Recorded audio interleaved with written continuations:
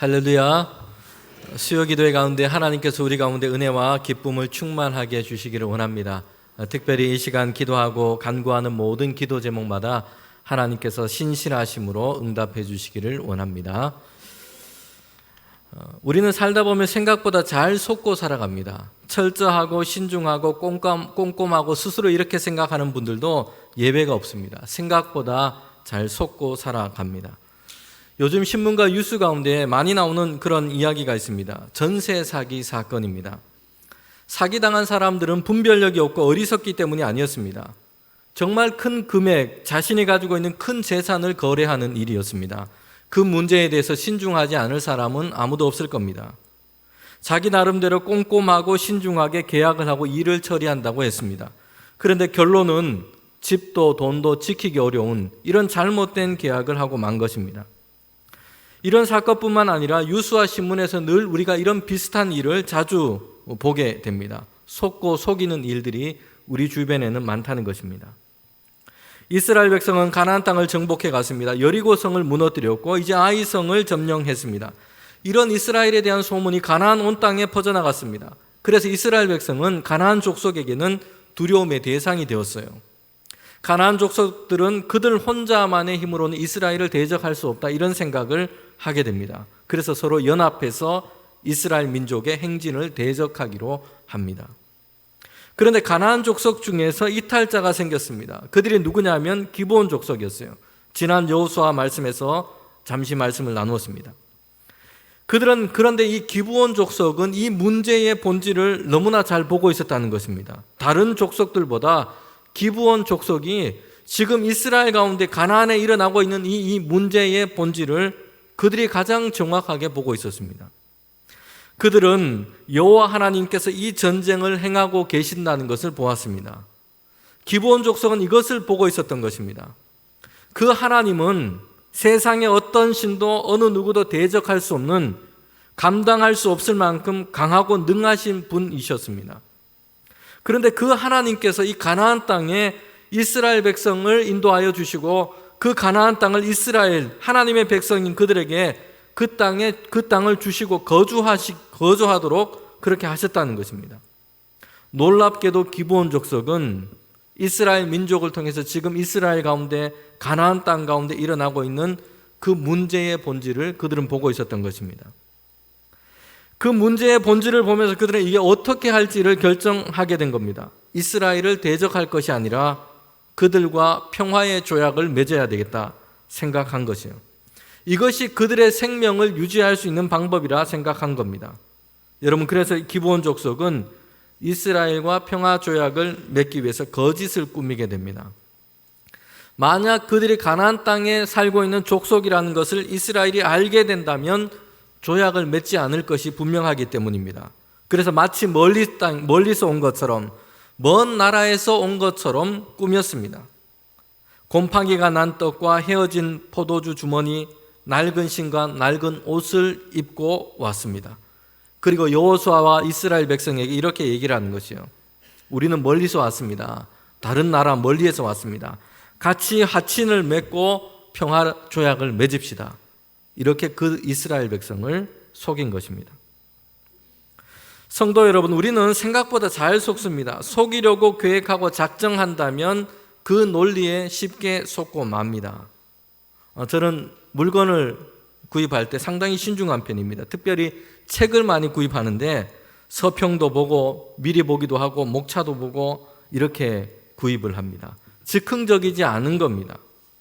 그런데 이런 일도 자주 만나기도 합니다. 당시에 저는 신학교에 다니고 있었고 기숙사에 거주했습니다. 교육전도사로 사역하는 교회와 기숙사 사이를 지하철로 다녔습니다.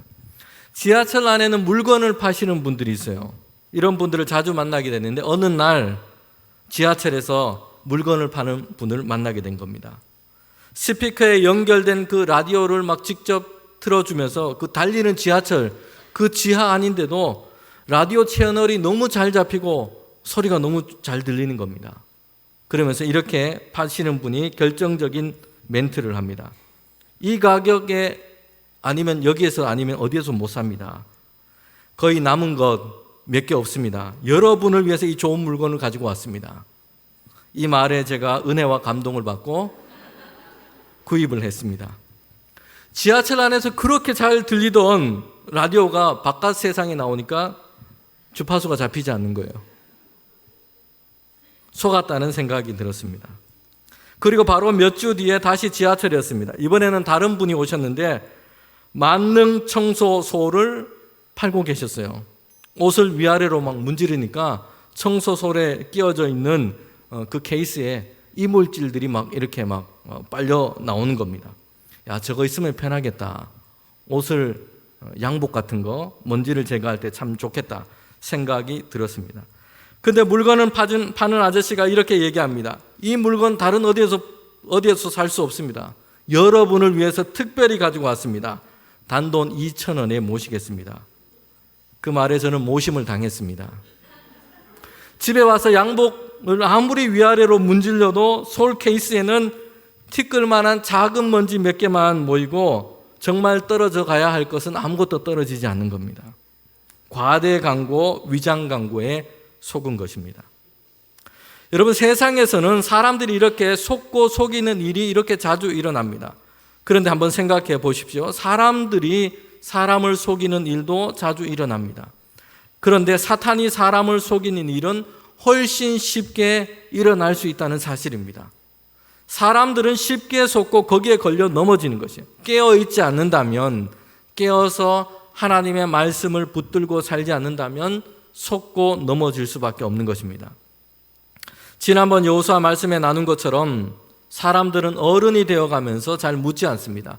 물음이 줄어드는 것입니다. 이것이 성장한 어른의 표시라고 생각합니다. 그러나 신앙에서는 하나님께 묻지 않는 것은 성숙의 증거가 아닙니다. 하나님께 묻지 않는다는 것은 신앙 안에서는 미성숙의 상태인 것입니다. 하나님께 묻지 않아도 되는 문제는 없습니다. 잠언에서 지혜에 대해서 이렇게 우리에게 말씀합니다.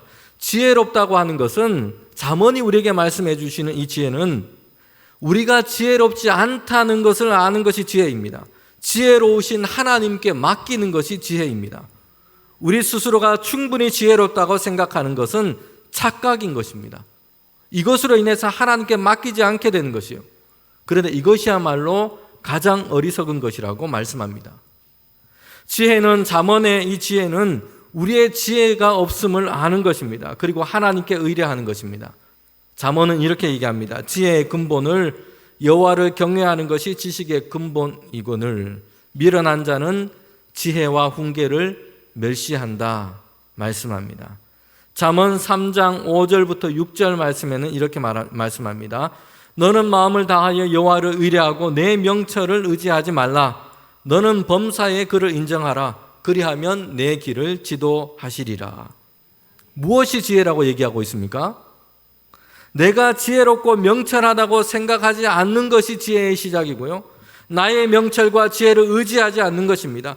그리고 범사에 모든 일에, 어떤 일에도 하나님을 인정하고 하나님께 우리의 길을 지도해 주시기를 맡기는 것, 이것이 지혜인 것입니다. 목사가 목회를 잘하는 길은 나의 지혜와 명철대로 하지 않는 것이고요. 하나님께 맡기는 것입니다. 부모가 가정을 잘 세우고 자녀들을 잘 양육하는 길은 나의 경험과 명철을 의지하지 않는 것입니다. 자꾸 내 명철, 내가 얻은 지혜와 지식을 가지고 뭘 하려고 하면 라떼가 되고 꼰대가 됩니다. 가족이 함께 하나님을 의지하고 하나님께서 지도해 주실 것을, 인도해 주실 것을 믿고 하나님께 맡기는 것입니다. 이것이 가장 큰 지혜의 길인 것입니다. 우리 모두는 인생의 전문가가 아닙니다. 항상 초보일 뿐인 겁니다. 하나님께 묻지 않아도 되는 문제는 없습니다. 하나님의 교훈과 인도하심을 구하는 것이 가장 큰 지혜인 것입니다. 기브온 족속에게 여호수아와 이스라엘 백성은 속고 말았어요. 그들은 하나님께 묻지 않은 것입니다. 기브온 족속들이 멀리서 왔다, 다른 곳에서부터 왔다, 이렇게 속아서 평화 조약을 맺고 동맹을 맺게 된 것입니다. 그런데 알고 보니까 가나안 족속이었어요. 가나안 족속이라면 이스라엘 백성은 전쟁을 하고 이 가나안 땅에서 몰아내어야 합니다. 하나님께서 가나안 땅에 들어가게 하실 때에 이스라엘 백성에게 주신 명령이에요. 그 땅에 들어가면 가나안 땅, 그 땅의 풍습을 따르는 모든 것들 다 멀리하고 이제 하나님의 나라의 백성으로 그들의 나라를 세워 가야 하는 것입니다. 그런데 여호수아와 이스라엘 백성은 상당히 곤란한 이런 상황에 놓인 것입니다. 원래 이스라엘 백성에게 주신 하나님의 말씀을 따르려면 기브온 족속과 그 성읍을 무너뜨리고 점령해야 합니다. 전쟁을 해야 하는 것이요. 그런데 그들은 이미 기브온 족속과 평화의 조약을 맺었습니다. 가나안 땅에 살고 있는지도 모른 채 속아서 평화 조약을 맺게 된 것입니다. 전쟁을 해야 하는지 아니면 하면 안 되는지 이런 곤란한 상황 가운데 놓이게 된 것입니다. 이렇게 해도 문제고 저렇게 해도 문제가 되는 난처한 상황에 놓이게 된 것입니다. 이렇게 하려니 하나님께서 그들에게 주신 명령을 따르지 않는 것이 됩니다. 저렇게 하려니 그들과 맺은 이 약속과 조약을 어기게 되는 그런 꼴이 됩니다. 여러분, 그런데 여호수아와 이스라엘 백성은 어떻게 하기로 했습니까? 기브온과 전쟁을 하지 않고 화평을 이루기로 합니다. 조약을 맺어서 맹세한 대로 하기로 합니다. 여호수아 9장 19절에 이렇게 말씀합니다. 모든 족장이 온 회중에게 이르되 우리가 이스라엘의 하나님 여호와로 그들에게 맹세하였은즉 이제 그들을 건드리지 못하리라. 하나님의 이름으로 기드온과 약속을 했습니다. 그래서 그들을 치지 않고 화평을 하기로 한 것입니다. 여러분, 여호수아와 이스라엘 백성의 입장에서는 사실 이 조약을 파기할 만한 이유가 충분하게 있었습니다. 기브온 사람들은 거짓말을 했습니다. 이스라엘을 속인 것입니다. 가나안 족속이 아닌 것처럼 마치 멀리서 온 것처럼 그렇게 속이고 화친을 맺게 된 겁니다. 신성한 결혼에도 결혼 전에 자신에 대해서 거짓말을 하고 속였다면 법적으로 이혼을 청구할 만한 정당성이 있다고 합니다. 제가 부부싸움을 해서 찾아본 건 아니고요. 신문 기사에서 본 겁니다. 네. 신문 기사를 보면 이렇습니다. 직업, 경력, 건강, 가정환경, 배경을 속이고 결혼했다면 이혼 무효 소송까지 할 수 있다고 합니다. 거짓말로 속였기 때문에 거기에서 비롯된 이 혼인 약속은 지킬 의무가 없다는 것입니다. 기브온 족속은 이스라엘과 화친을 맺었습니다. 그러나 거기에는 기브온의 이 속이는 말, 거짓말이 있었던 것입니다. 그러기에 이스라엘 민족은 이 약속을 지키지 않고 파기해도 되는 충분한 이유가 있다고 생각할 수도 있어요. 이스라엘 백성과 그 군중들은 여호수아와 지도자들에게 그렇게 하자고 지금 얘기를 합니다. 저들이 우리를 속였으니까 그 약속은 무효입니다. 지킬 필요가 없습니다. 라고 말하는 이들이 이스라엘 군중 중에 많았다는 것이에요. 여러분, 그런데 여호수아와 이스라엘 족장들은 어떻게 합니까? 기브온과 이 맺은 약속을 지키기로 하는 것이에요. 기브온을 향해서 전쟁하는 일을 하지 않기로 합니다. 하나님의 이름으로 맹세했기 때문입니다. 하나님의 이름으로 약속을 했기 때문이에요. 비록 기브온은 거짓말로 속였지만 이스라엘은 하나님의 이름으로 그들과 약속을 했어요.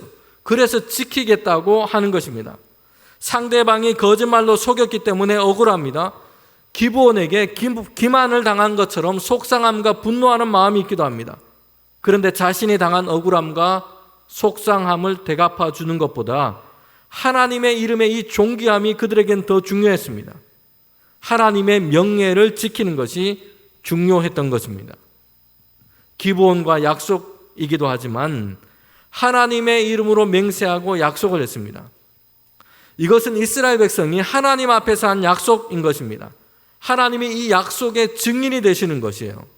기브온과 이스라엘 사이에서 하나님께서 그 사이에 증인이 되시는 것입니다. 하나님의 이름으로 약속했기 때문입니다. 그러기에 이스라엘은 기브온과 맺은 약속을 신실하게 지키기로 한 것입니다. 여호수아 9장 26절 27절 말씀입니다. 여호수아가 곧 그대로 그들에게 행하여 그들을 이스라엘 자손의 손에서 건져서 죽이지 못하게 하리라. 그날에 여호수아가 그날에 그들을 여호와께서 택하신 곳에서 회중을 위하여 여호와의 제단을 위하여 나무를 패며 물을 깃는 자들로 삼았더니 오늘에 이르니라. 여호수아는 기브온 족속과 다툼하고 전쟁을 하지 않기로 합니다. 그들을 살리기로 했습니다. 그 대신에 이 기브온 족속을 이스라엘의 보호를 받고 이스라엘 민족의 예속된 사람으로 살도록 한 것입니다. 기브온은 하나님께서 행하시는 이 전쟁에서 패망당해서 멸절당하는 것을, 이 일을 벗어나기를 원했어요. 기브온 족속은 그래서 이스라엘 백성에게 예속된 자로 되기를 자처한 것입니다. 이스라엘에 대한 항복이었습니다. 그러나 더 정확하게 말하면 기브온 사람들은 진멸당함과 멸망당함에서 벗어나기 위해서 하나님의 은혜 아래로 그렇게 피한 것입니다. 거기에만 살 길이 있기 때문이에요. 가나안 족속과 연합해서 이스라엘을 대적하지 않고 이스라엘 안에 예속된 자로 하나님의 은혜 아래로 그들은 피한 것입니다. 하나님은 이스라엘 가운데 행하시며 지금 가나안 땅을 하나님의 백성의 땅으로 지금 만들어 가십니다. 거기에 살고 있는 가나안 족속들은 자신들을 위해 만들어낸 우상들을 섬기고 있습니다. 피의 땅, 공의가 없는 땅을 만들어 가고 있어요. 하나님은 그런 가나안 족속을 멸하시고 거기에 하나님의 통치를 따라 살아가는 그 나라를 만들어 가기를 원하시는 것입니다. 하나님께서 행하시는 이 일에 자신의 힘으로 맞서려고 대적하려고 했을 때는 패망과 멸망이 있는 것입니다. 기브온처럼 돌이켜서 하나님의 은혜 아래로 피하는 길밖에는 생명의 길이 없는 것입니다. 여호수아와 이스라엘 백성은 기브온과 맺은 그 약속을 지키기로 합니다. 기브온이 비록 속이는 일을 했지만 그들과 하나님의 이름으로 한 약속이기 때문입니다. 하나님의 이름과 명예가 실추되지 않아야 하기 때문입니다. 하나님의 이름은 존귀함을 받아야 하기 때문인 겁니다. 성도 여러분, 우리가 세상 가운데서 예수를 믿는 사람, 그리스도인으로 살아갑니다. 우리를 통해서 하나님의 존재가 세상 가운데 보여지고 드러나는 통로가 우리는 되고 있다는 것입니다. 태극마크를 단 국가대표는 나라를 대표하는 선수들입니다. 그들이 행한 행동과 경기 하나하나가 한 사람 개인을 넘어서 있습니다. 대한민국이라고 하는 이 나라를 그들은 대표하고 있는 것입니다. 국가대표들은 태극마크를 달고 있기 때문입니다. 나라의 명예와 영광을 더 중요하게 생각해야 하는 것입니다. 오늘 교회와 성도들은 하나님의 백성, 하나님의 나라를 대표로 이 세상을 살아가는 것과 같습니다. 우리의 행동과 모습 하나하나가 세상 가운데서 하나님의 존재, 예수 그리스도의 복음, 그 진리를 대표하고 보여주고 있는 겁니다. 만약 우리가 세상 사람들보다 더 나은 의와 착함을 보여주지 못한다면 우리 자신이 모욕을 당하는 것으로 그치지 않습니다. 하나님의 이름과 명예가 이 세상 사람들, 하나님을 모르는 사람들 사이에서 실추되는 것입니다. 예수님의 복음의 이 진리가 세상 사람들 가운데 가볍게 여겨지게 될 겁니다. 미국의 이 시사 잡지 타임지에서 재미있는 일화가 실린 적이 있습니다. 이 한 경찰관이 단골 식당에서 이제 점심을 먹으러 갔어요. 식사를 하러 가기 전에 이 복권 한 장을 사서 점심을 먹으러 온 것입니다. 거기에 어떤 번호를 적을까 고민하다가 이 단골집 이 종업원 일하는 사람에게 한번 재미삼아서 번호를 한번 좀 불러달라고 얘기를 했습니다. 평소에 친분이 있던 사이였어요. 경찰관은 이제 식사를 마치고 식당을 나가면서 직원에게 이렇게 말합니다. 만약 이 복권이 당첨되면 당신에게 절반을 주겠습니다. 약속을 한 겁니다. 복권이 당첨될 확률이 매우 낮았기 때문에 식당에 일하는 그 종업원에게 번호를 그냥 불러준 그 사람에게 그냥 농담조로 말을 했을 것이라고 주변 사람도 다 그렇게 생각했어요. 그런데 정말로 이 경찰관이 복권에 당첨이 됐습니다. 복권 당첨 금액은 70억이었어요. 그런데 약속대로 이 경찰관이 그 반을 떼어서 이 종업원에게 준 겁니다. 사람들이 이렇게 얘기합니다. 농담 삼아 한 말을 지킨 이 경찰관을 마치 바보인 것처럼 비웃었습니다. 그런데 타임즈의 이 칼럼니스트는 경찰관의 행동에 대해서 이렇게 얘기를 합니다. 그는 우정이 돈보다 소중하다는 것을 알았던 사람입니다. 그는 사람과의 신뢰를 지켰습니다. 무엇보다도 소중한 자신이 한 말에 대한 그 신뢰도 지켰습니다. 만약 여러분이 이 경찰관이었다면 어떻게 했겠습니까? 아마 상당히 고민이 됐을 것 같습니다. 하나님의 이름으로 맹세하지 말라고 했는데 하나님의 이름으로 내가 하나님의 이름으로 약속합니다. 이거 반 줄겠습니다. 라고 얘기를 했었더라도 고민이 될 것 같아요. 그러나 어떤 말과 약속이든 하나님을 믿는 신앙인으로 우리가 정직하고 믿을 만한 사람이 우리는 세상 가운데 되어야 합니다. 특별히 하나님의 이름으로 서원하고 약속한 일이 있다면 그 일은 반드시 지키기 위해서 힘써야 하는 것입니다. 우리는 하나님의 백성으로 하나님의 존귀함과 명예를 지키는 사람들이어야 하기 때문입니다. 성도 여러분, 혹시 자녀들과 약속한 것이 있습니까? 그렇다면 꼭 지키시기를 힘쓰시기를 바랍니다. 자녀들은 약속을 지키는 그 부모를 통해서 하나님의 신실하심을 보게 될 겁니다. 그리고 신앙을 가진 사람이 가져야 할 이 정직함과 신실함을 부모의 모습을 통해서 배우게 되는 것입니다. 산상설교에서 예수님께서는 주님의 제자들에게 이렇게 말씀합니다. 하나님의 이름으로 서원하거나 맹세하기를 즐겨하지 말라는 것이요. 그렇게 하지 말라는 겁니다. 하나님의 이름으로 우리 자신의 유익, 자신을 변호한다고 하나님의 이름을 가져다가 맹세하는 사람들이 많았기 때문이에요. 그런데 예수님께서 이렇게 덧붙입니다. 그런데 만약 하나님의 이름으로 약속하고 맹세한 것이 있다면 반드시 이것을 지켜야 한다고 말씀하고 있습니다. 오늘 본문에서 우리는 여호수아와 이스라엘 백성이 그 약속을 신실하게 지키는 모습을 보게 됩니다. 여러분, 그들은 하나님의 이름으로 한 약속을 지키되 적극적으로 지켰다는 것이에요. 적극적이라는 말에 강조가 있습니다. 이스라엘 백성이 기브온을 향해서 지금 전쟁을 하지 않는 그 정도로 머물러 있지 않습니다. 여러분, 기브온 족속이 다른 가나안 족속에게 침략을 당하고 위태로울 때가 되었습니다. 그들을 위해서 이 이스라엘 백성, 여호수아와 이스라엘 백성은 그들을 위해서 싸워준 것입니다. 기브온의 안전을 지켜준 겁니다. 기브온이 이스라엘 백성과 화친을 맺었다는 소식을 듣고 다른 이 가나안 족속들이 이 소식을 듣게 됩니다. 가나안의 이 다른 족속들의 입장에서 보면 기브온은 배반자예요. 같이 연합을 이루어서 이 이스라엘 민족을 대적해야 되는데 자기만 살겠다고 이스라엘 민족과 화친을 맺은 것이죠. 그래서 아모리 족속의 5왕, 예루살렘의 왕, 헤브론 왕, 야르뭇 왕, 라기스 왕, 에글론 왕, 이 수많은 왕들이 함께 군사들을 모아서 이끌고 기브온을 지금 치러 간 겁니다. 대단한 연합군이었습니다. 왕만 10명이에요. 함께한 군사의 수를 생각한다면 그 수가 상당할 것으로 짐작합니다.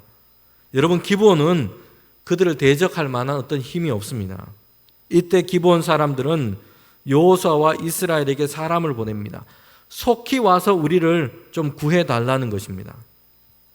한번 생각해 보십시오. 한편에서 이스라엘 민족은 자신들의 손을 댈 필요 없이 이제 기브온 족속이 패망하게 되는 일이 일어날 수도 있는 겁니다.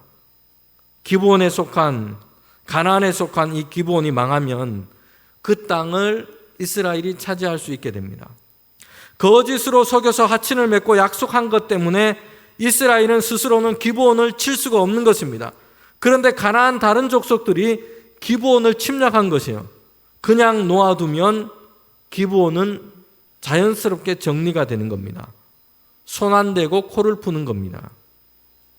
다른 족속이 기브온을 정리하고 이제 이스라엘은 다른 가나안 족속들을 차지하고 점령해 간다면 가나안 땅 전체를 그렇게 얻게 될 겁니다. 그런데 여호수아와 이스라엘은 모든 군사와 용사들을 불러서 함께 기브온을 구하기 위해서 지금 올라가는 겁니다. 전쟁은 어느 쪽이든 생명과 이 생명의 위협과 희생이 따르기 마련입니다.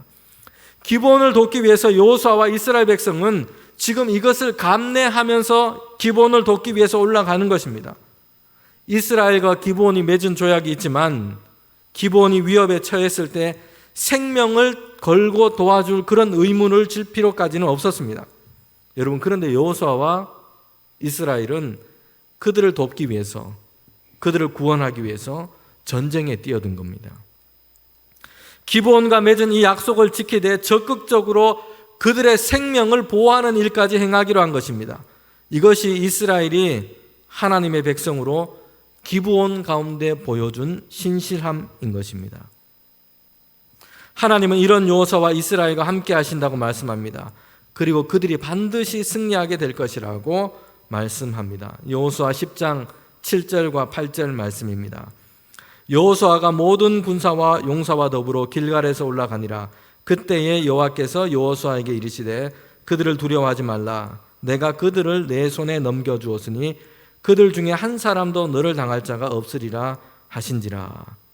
하나님은 여호수아와 이스라엘 백성이 이 전쟁에서 승리하게 하시고 그들을 통해서 기브온을 지키시고 구원하신 겁니다. 성도 여러분, 우리가 하나님을 믿는 자로 세상 가운데 신실함을 지키며 살아가는 것은 매우 중요합니다. 우리는 우리 자신의 의로움과 착한 행실로 구원을 받은 자들은 분명 아닙니다. 하나님의 자녀가 되고 구원을 받은 것은 예수님을 통해 이루신 하나님의 그 은혜와 사랑 때문인 겁니다. 예수 그리스도의 보혈이 아니고서는 우리의 죄와 허물을 지울 수도 없고 덮을 수도 없는 것입니다. 예수님께서 우리의 죄를 대신하고 유월절의 어린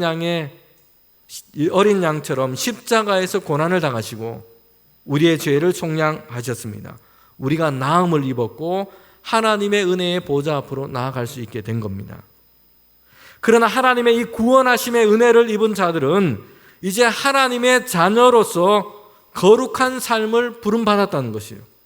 그리스도의 영이 우리 안에 역사하기에 우리는 하나님의 거룩하심과 의로우심을 따라 살아갈 수 있도록 우리를 이끌어 가시는 겁니다.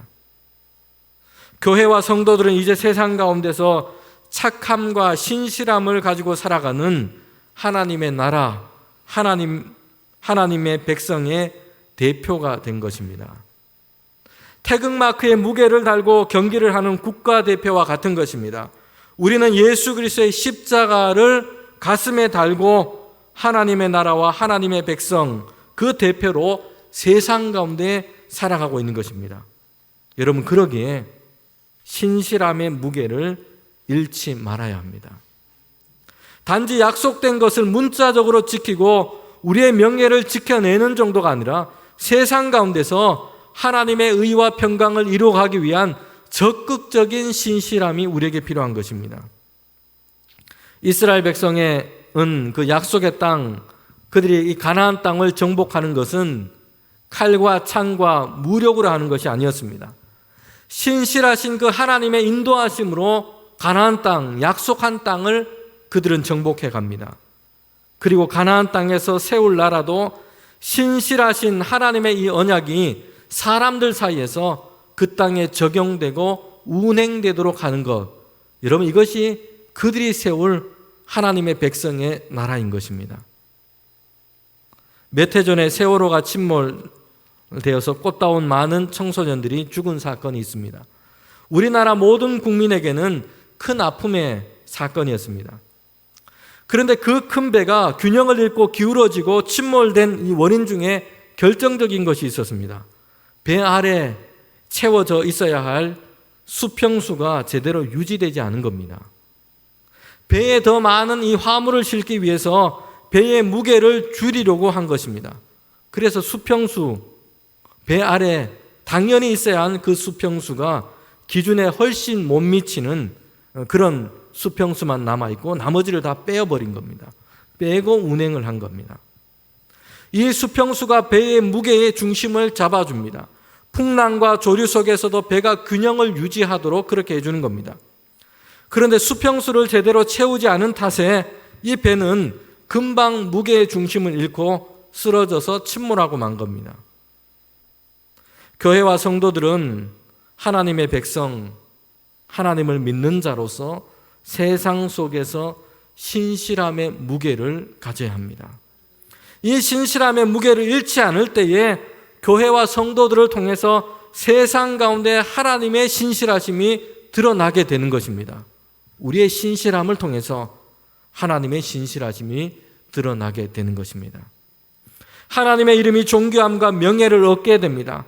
특별히 함께 예배하는 우리에게 하나님의 자녀 신자로서 그 신실하심이 우리의 삶의 현장에서 사람들과의 관계 안에서 우리의 이 신실하심이 회복되기를 원합니다. 여러분, 때로는 자신에게 당장은 손해가 되고 억울하게 여겨지는 상황도 있습니다. 그럼에도 신자로서 이 신실함을 세상 가운데서 지키며 살아가기를 원하는 이 믿음의 결단이 우리에게 있기를 원합니다. 하나님께서 영광을 받으시고 우리에게는 더욱 크고 놀라운 은혜를 하나님께서 베풀어 주실 것입니다.